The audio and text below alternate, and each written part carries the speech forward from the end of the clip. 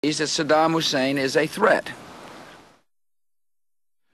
9/11 and its aftermath awakened this nation to danger, to the true ambitions of the global terror network, and to the reality that weapons of mass destruction are being sought by determined enemies who would not hesitate to use them against us. Under the Bush Doctrine, a regime that harbors or supports terrorists will be regarded as hostile to the United States. As President Bush has said, time is not on our side.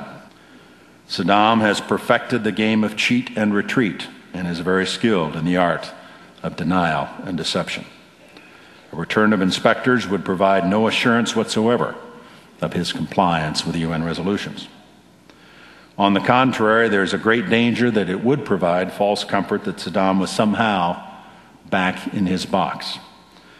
Armed with an arsenal of these weapons of terror and seated atop 10% of the world's oil reserves, Saddam Hussein could then be expected to seek domination of the entire Middle East and subject the United States or any other nation to nuclear blackmail. Simply stated, there is no doubt that Saddam Hussein now has weapons of mass destruction. There is no doubt that he is amassing them to use against our friends, against our allies, and against us.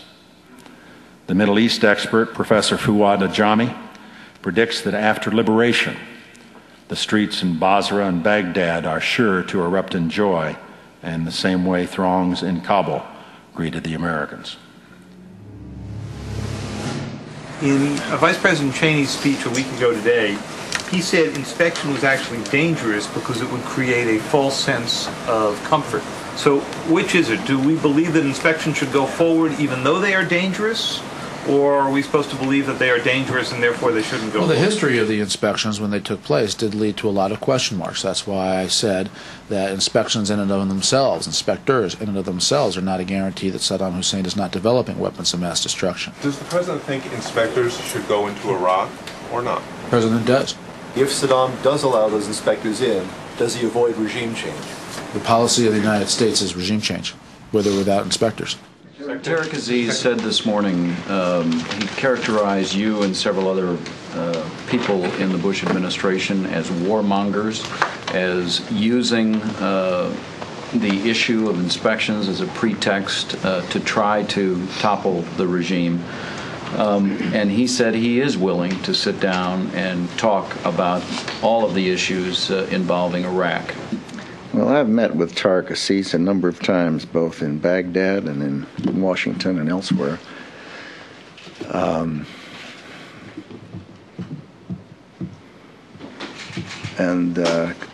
Clearly he does the bidding of his master, Saddam Hussein. They have, over a good many years, demonstrated wonderful talent and skill at manipulating the media and international organizations and other countries. When it's the right moment to lean forward, they lean forward. When it's the right moment to lean back, they lean back. And it's a dance. It's a dance they engage in. The point that I would emphasize to you is that the threat from Saddam Hussein and weapons of mass destruction, chemical, biological, potentially nuclear weapons capability, that threat is real. We only need to look at the report from the International Atomic Energy Agency this morning, showing what has been going on at the former nuclear weapons sites to realize that. And the policy of inaction is not a policy we can responsibly subscribe to. We just heard the Prime Minister talk about the new report. I would remind you that when the inspectors first went into Iraq and were finally denied access, a report came out of the IAEA that they were 6 months away from developing a weapon. I don't know what more evidence we need. Is Iraq's regime of President Saddam Hussein a clear and present danger to the United States? There is no doubt that Saddam Hussein's regime is a danger to the United States and to its allies, to our interest. It is also a danger that is gathering momentum, and it simply makes no sense to wait any longer to do something about the threat that is posed here. As the President has said, the one option that we do not have is to do nothing. The President has, I think, put it exactly right. He has said that the one choice we don't have is to do nothing. As the President has said, and as Prime Minister Blair said yesterday, doing nothing is no longer an option. He has aggressively sought to acquire chemical, biological, and nuclear weapons over the years. This is a man who has attacked his neighbors twice, who represses his own people. He used chemical weapons both against the Kurds and against the Iranians during the 1980s. Who is continuing to develop weapons of mass destruction, has not disarmed. He's launched ballistic missiles against 4 of his neighbors over the years. Who's tried to assassinate a former American president, who pays $25,000 to Hamas bombers, by the way, some of whom blew up Hebrew University, and with it 5 Americans. Before the Gulf War, back in 1990, we had reason to believe then that he had established a program to try to produce a nuclear weapon. We went in and were able to find out that they were within 6 months to a year of having a nuclear weapon. History shows that you are always surprised about how quickly someone acquires a terrible weapon. We were surprised that the Soviet program was as far along as it was. We thought it would be 1955, it was 1949. We have to assume there's more there than we know. What we know is just bits and pieces we gather through the intelligence system, but nobody ever mails you the entire plan. Our intelligence is always imperfect, and we usually find out that what we don't know is the most troublesome. He now is trying, through his illicit procurement network, to acquire the equipment he needs to be able to enrich uranium. Aluminum tubes. Specifically aluminum tubes. There's a story in the New York Times this morning. Reporting just this morning that he is still trying to acquire, for example, some of the specialized aluminum tubing one needs to develop centrifuges that would give you an enrichment capability. Scott Ritter, a former United Nations weapons inspector, today addressed the Iraqi National Assembly and basically made the point that there are no problems as far as Iraq is concerned. Listen specifically to what he said. The rhetoric of fear that is disseminated by my government and others has not to date been backed up by hard facts that substantiate any allegations that Iraq is today in possession of weapons of mass destruction or has links to terror groups responsible for attacking the United States. We have facts, not speculation. Scott is certainly entitled to his opinion, but I'm afraid that I would not place the security of my nation and the security of our friends in the region on that kind of an assertion by somebody who's not in the intelligence chain any longer. Is there any hard evidence directly linking the Iraqi government to al-Qaeda and the 9/11 terror attacks against the United States? There is certainly evidence that al-Qaeda people have been in Iraq. We've seen in connection with the hijackers, of course, Mohammed Atta, who was the lead hijacker, did apparently travel to Prague on a number of occasions. And on at least one occasion, we have reporting that places him in Prague with a senior Iraqi intelligence official a few months before the attack on the World Trade Center. It's just more of a picture that is emerging, that there may well have been contacts between al-Qaeda and Saddam Hussein's regime. There are others, and we will be laying out the case. Again, I want to separate out 9/11 from the other relationships between Iraq and the al-Qaeda organization. But there is a pattern of relationships going back many years. One of the things we learned from September 11th was that the intent of the terrorists and those who would supply them with weapons of mass destruction is very, very clear. They're to wipe out our way of life. The problem here is that there will always be some uncertainty about how quickly he can acquire a nuclear weapon. But we don't want the smoking gun to be a mushroom cloud. Our generation has now heard history's call, and we will answer it. America has entered a great struggle that tests our strength and even more our resolve. Our nation is patient and steadfast. We continue to pursue the terrorists in cities and camps and caves across the earth. We are joined by a great coalition of nations to rid the world of terror. And we will not allow any terrorist or tyrant to threaten civilization with weapons of mass murder. The conduct of the Iraqi regime is a threat to the authority of the United Nations and a threat to peace.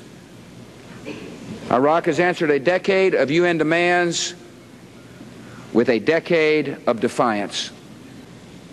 If the Iraqi regime wishes peace, it will immediately and unconditionally forswear, disclose, and remove or destroy all weapons of mass destruction.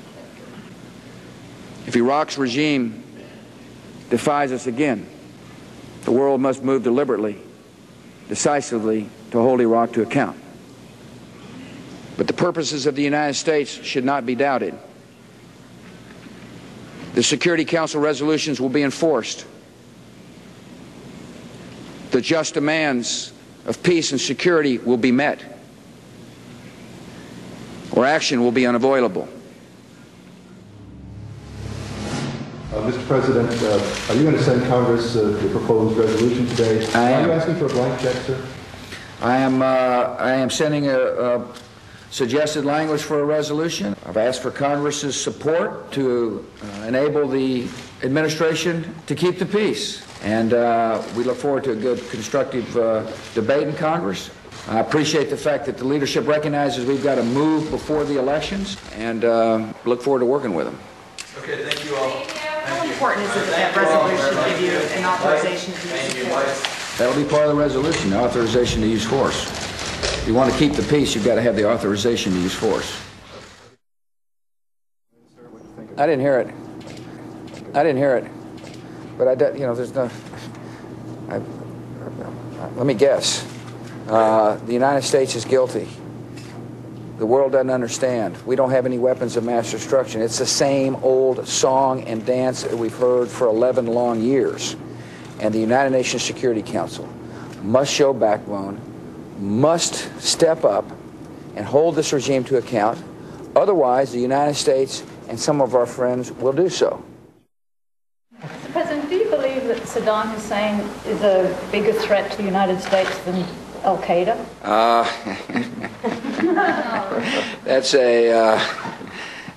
That is a interesting question. I'm trying to think of something humorous to say, but I can't when I think about Al-Qaeda and Saddam Hussein. They're both risks. They're both dangerous. The difference, of course, is that Al-Qaeda likes to hijack governments. Saddam Hussein is a dictator of a government. Al-Qaeda hides, Saddam doesn't. But the danger is that they work in concert. The danger is that Al-Qaeda becomes an extension of Saddam's madness and his hatred and his capacity to extend weapons of mass destruction around the world. Both of them need to be dealt with.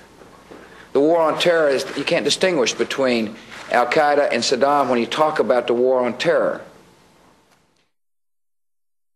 Secretary Rumsfeld in Europe today, when asked if there was evidence tying Iraq to Al-Qaeda, said yes.